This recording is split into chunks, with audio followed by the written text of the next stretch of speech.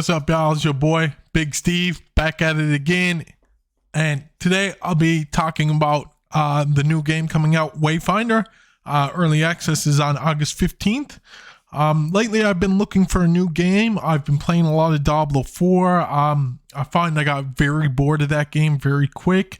And all the boss mechanics is garbage. Diablo 4 so far has been a disappointment. There are still a lot of things I like about the game, and I still like to play it, but I'm playing it a lot less. I've been trying out some other games, but one of the games I've been looking forward to the most is WayFinder. So we're going to watch this video. I did not make this video. This is by Hazmy Wayfinder, so you can go watch his video and hit the subscribe. So we're going to jump into the video and see what we can find out about this game. Start with, or what the different characters are in the first place, what they do, what abilities they have. In this video, we'll go through all the characters available at the launch of WayFinder, not just the free ones you can start with, but also the characters you can immediately unlock potentially if you choose to start with the higher tier founder. Okay, so this is the Founders Pack for August 15th. This is only if you want to play early. So you can even get the base pack for only $20 USD.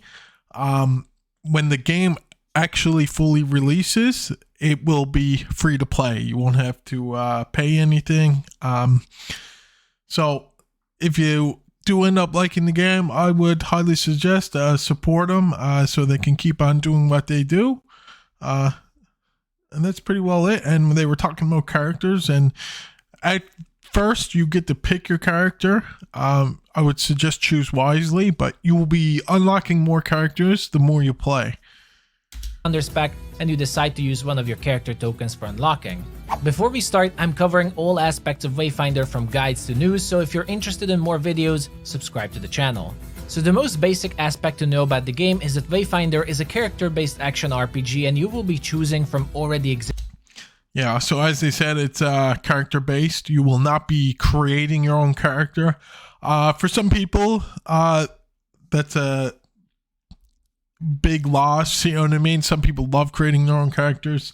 For everybody, it's different. The way I look at this game, it's like Destiny, which you never really created your own character in Destiny. It's like a bit of World of Warcraft and maybe some kind of Monster Hunter vibes in there. This is the type of game I like. It's just one of those games you just log on and you can kind of quickly start playing, quickly start doing dungeons. It seems that way. I haven't played it personally yet. I've watched some footage on it. It seems to be that way, a lot like a Destiny. So as you know, you can't create your own characters, and they will be making more characters in the future. And as far as I know, all these characters have backstories, and they're creating cartoon cinematics for them. It's something else you might be able to watch when you got some free time. Existing characters with their own backstories, personalities, playstyles, and abilities. And as you unlock more of them, you can just choose whoever you want to play as, so it isn't a permanent choice. And you will also be able to test them in the tutorial at the beginning if you don't know who you want to choose. Characters in WayFinder are currently split into 3 groups, so-called archetypes: Arcanists, Survivalists, and War Masters. And sticking to one of these archetypes will also have its own progression, so I would say it's a good idea to stick to one of them, but just know that it exists. Each character has 4 abilities and a passive, and while your abilities with the characters will be fixed and you can't mix them, what weapons you can play with is completely up to you. You will be able to use different weapons on different Wayfinders, so I recommend choosing who you like based on the abilities or the looks, and not the weapons themselves. Yes, because as far as I know, whatever character you pick, you will always have the same abilities. Even no matter what weapon you're using, you will still have the same abilities. So choosing your character wisely is going to be pretty important. But as far as how they use these abilities with certain weapons, I have no idea. But as I said, you can change things later anyway. So with those basics out of the way, let's get into the WayFinder. YouTube Premium is ad-free. I'm too broke for this stuff. Exclusive access to all things I can't afford VIP. premium. Starting with the 3 free options to start with, the first WayFinder is Wingrave. Wingrave is a close combat specialist paladin type character of the War Master's archetype and they excel at defensive gameplay through healing and shielding themselves or their allies. Wingrave's first ability is called Righteous Strike, which is a powerful slash of radiant light in front of him, which damages enemies and causes an explosion of healing energy that heals you or your allies. Righteous Strike's cooldown is also refreshed if Wingrave does a melee finisher.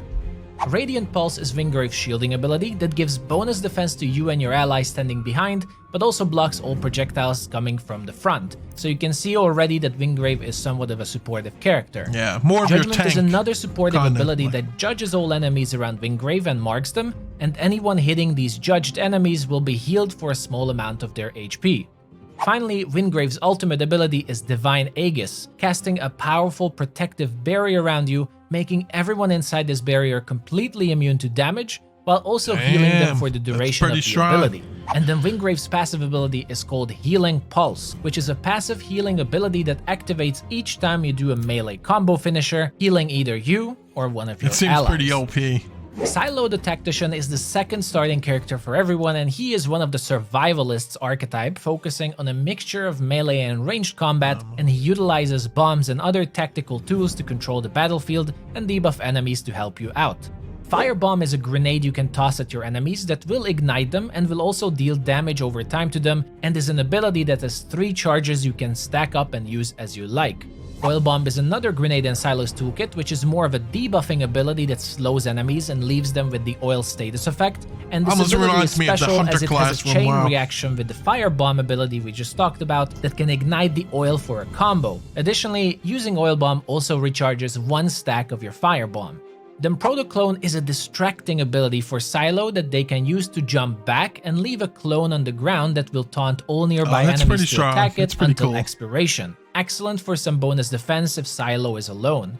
Lastly, Silo's ultimate ability is Arc Nemesis, sending his drone buddy ahead to shock and slow all enemies around it for the duration, while also dealing quite a lot of damage. And then Silo's passive ability is that they deal 10% increased damage, either melee or ranged, to enemies that are debuffed by any of the status effects available in the game. So as you can see, it's connected to all of his abilities causing status effects. Our third character available to everyone will be Nis. She is an Arcanist archetype character and a rogue focusing on dealing as much damage as possible, and her whole character is built around this one goal in mind, specifically recommended to people who like rogue-type characters. Nis can Shadow Step, which is a dash ability to jump through enemies in a straight line and damage them, with an after effect of a shadow of Nis dealing additional damage after never played him, never touched him. This ability has 2 charges, and on upgrading it, it will also be a source of damage buff you can apply on yourself and your allies. Umbral Aura is your second ability that surrounds you with an aura that will damage a nearby enemy upon dodging for the next 3 uses for yourself and 1 for your allies around you. Then Vengeful Shade is both a defensive and an offensive ability where Nis jumps into the air to throw daggers at her enemies, during which she becomes completely immune to all damage, and as a follow-up you can either combo a slam attack from it, or choose to dodge, which will cause Nis to leap back into safety. Her ultimate ability is called Gloom Shroud that connects everything together and allows her to use Shadow Step infinitely for 10 seconds, and upon upgrading this ability, it will also receive the effects of Umbral Aura to be even stronger, allowing Nis to use almost all of her abilities at the same time. And then the cream of the top is Nis's passive ability called Lingering Shadow, which gives her a stacking attack power buff each time she dodges, which she does a lot, making her playstyle very fast-paced and using a lot of abilities.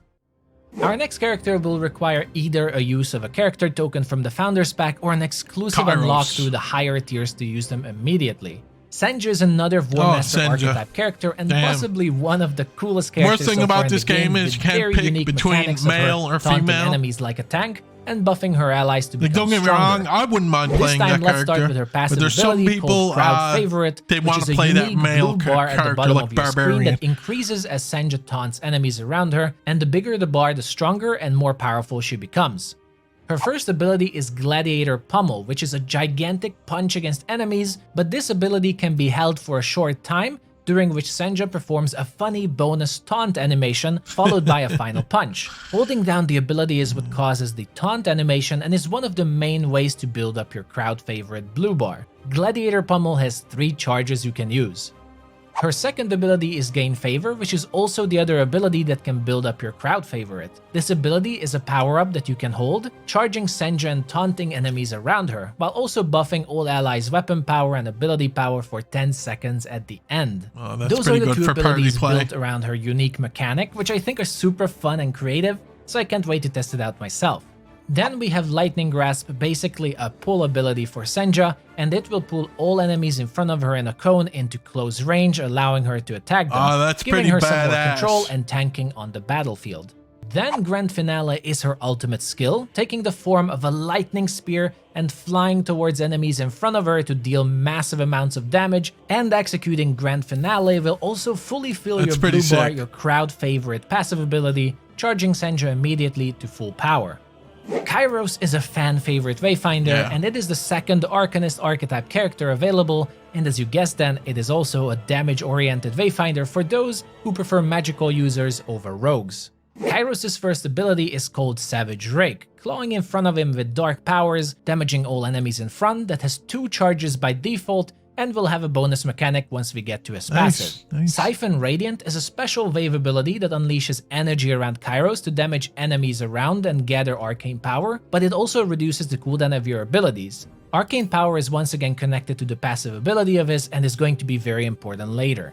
Arcane Focus is your third ability that marks enemies in an area, making them essentially a time bomb that will explode after 8 seconds, or even after dealing enough damage to them for an earlier boom. Finally, the ultimate like a ability dot. of his is Hand of Reckoning, summoning a giant storm of dark magic to deal massive amounts of damage as it crushes down Damn, into the ground in an area 5,000. in front of you. Now we finally arrive to Kairos' passive ability, Arcane Fragments, which allows Kairos to gather arcane power from their enemies through some of his abilities, and these arcane fragments can be exchanged for your first ability, Savage Rake, without using any of its 2 charges, so you can spam that ability for even more steady damage, and as you upgrade like your Kairos, abilities, it will but have multiple he's not the effects one and I'm looking combos, forward to making playing. the ability even I stronger. think the next one coming up. Oh, come on. Skip. Then we arrive This at is the the one final I'm looking character forward to. available at launch, Venomous Venomous. the Alchemist, a survivalist archetype Wayfinder specializing around using poison to Yeah. deal a lot of damage to enemies and using that very same poison to heal allies around them. Yeah, that's what Let's I start like. with her Being passive able to again, heal since and it is an poison. important core ability called Master of Venoms. Each time Venomous deals damage with their weapon, they will put a damage over time venom on the enemy Yeah, that can stack up badass. to 5 times. If Venomous attacks a That's the target with character I'm 5 going stacks for, again starting with their out, weapon, hopefully. a poison cloud will spawn at the area, and this effect can only happen once every 5 seconds. Now their first ability is Transfusion, shooting a volley of poison needles, locking onto enemies and damaging them, and upon impact these needles also spawn healing orbs floating from the enemies, healing your Yeah. allies as a healing over time effect based on the number of poison stacks on the enemy. So you will want to first poison Nice. your enemies and then use Transfusion. Vampiric Blast is a combo ability that launches a bomb at enemies that can absorb up Tell to me that 5 of your character is spawned poison badass. clouds I mentioned earlier with the passive, and after a delay, this bomb will explode and deal a lot of damage to enemies and also heal your nearby allies based on the number of clouds it absorbed. Since it seems poison clouds are pretty important, your third ability, Venom Thrusters, is a dash ability that lets you dash in a direction and leave a poison cloud behind you to use Nice. later. Now her ultimate is also pretty unique since Deep Breath will be a massive explosion of poison that adds 5 stacks of empowered venom on all enemies. Note that this empowered venom is separate from your normal poison stacks, but counts as 5 bonus stacks when it comes to abilities like Transfusion or Master of Venoms that use your poison that's stacks gonna from be enemies. pretty strong. So again, a very nice combo to remember, as you will be able to use 10 stacks of poison instead of the normal 5. But those are all the classes available on the early access launch of Wayfinder. Yeah. As I said, for the base packages it will be only Vingrave, Silo, and Nis, but all packages above will have a chance to use their character unlock tokens to instantly play any of these other characters Okay. in case that's what you want to do. So you'll be starting These are with just the the first basic 3. introductions to Wayfinders. Of course, when the Good game will be video. out, I will go more in depth with all of them separately. like I said, but I'm for looking now, forward that is to all for this Wayfinder. introduction video.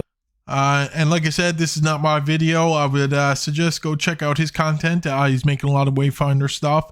It's been pretty good, and I'm looking forward to the game myself. I'm a big Destiny fan, love Destiny. I loved Monster Hunter, and I used to love World of Warcraft, and not so much these days, but I was a big fan. So I can't wait to dive into this game. It's coming out on August 15th for the early access. So they still got a good ways to go. I don't know the actual release date, but it can't be too far away. That's it for this video. Thanks for watching. Hit the subscribe, and I'll see y'all in the next one. Peace.